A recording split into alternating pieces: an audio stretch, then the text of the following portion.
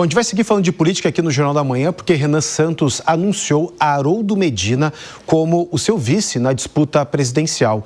Esse anúncio ocorreu durante um evento do Partido Missão, em Caxias do Sul, na região da Serra Gaúcha. Emocionado, Haroldo Medina é tenente-coronel da reserva da Polícia Militar do Estado e também atua como jornalista e tem foco na segurança pública. Vamos repercutir então, gente, essa definição da chapa de Renan Santos. Ele que, inclusive, Dias Peixoto, que está aqui ao meu lado, o Renan Santos vem aparecendo, ou pelo menos sendo uma grande surpresa nessas pesquisas eleitorais, conseguiu ultrapassar outros pré-candidatos que têm uma experiência maior, que têm uma visibilidade maior, inclusive no Poder Executivo, como Ronaldo Caiado e Romeu Zema.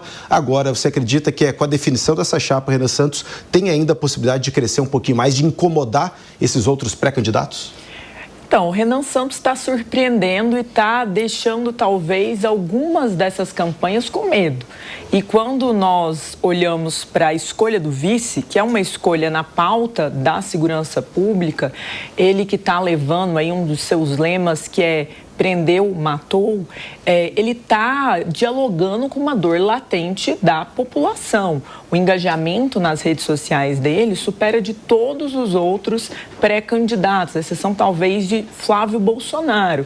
Mas é um crescimento expressivo em um cenário que uma pessoa que não ocupou o cargo público consegue, neste momento, segundo a pesquisa que nós tratamos mais cedo também, estar à frente de ex-governadores de estado por 2 mandatos, as figuras de Ronaldo Caiado e também a figura de Romeu Zema. E a margem aqui, entre 7,8% para Renan e 2% para Romeu Zema, acaba sendo uma margem grande aí para a gente considerar nesse universo. Ele se mostra também um bom debatedor e isso nos debates presidenciais chamará a atenção.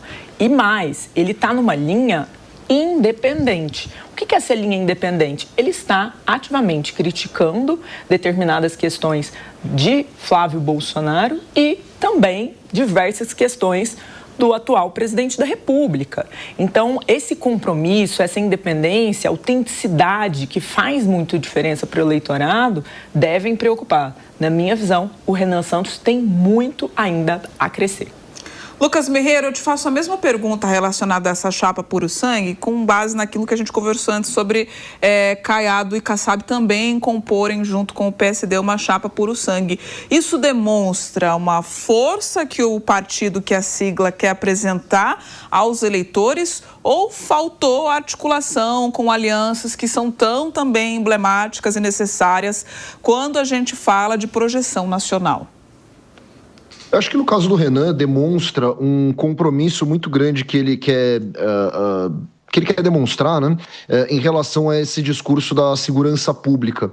Vamos entender o que é bem esse prendeu, matou, que é um dos lemas de campanha do Renan Santos, que às vezes parece um pouco duro demais, né, um pouco preocupante para alguns, mas é uma tese bastante interessante.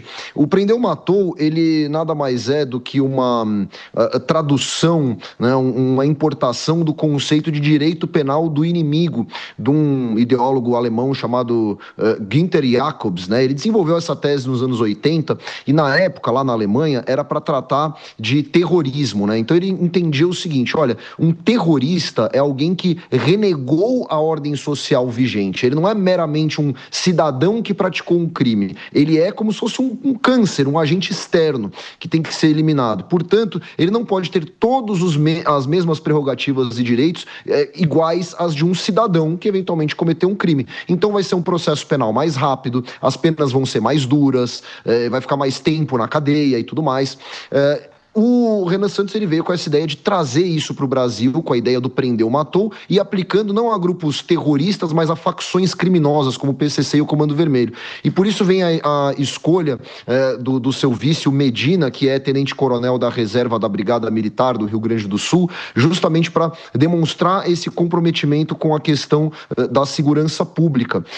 Só para adentrar um pouco mais na questão da comparação com outros candidatos, é muito interessante, de fato vê isso que a Jess levantou para a gente, né, de que governadores bem estabelecidos como Caiado e Zema tentaram de tudo, né, tentaram até trazer um discurso um pouco mais bolsonarista, ver se conseguiam conquistar mais pessoas, e foram candidaturas que não deslancharam, como a gente pôde ver na pesquisa Atlas.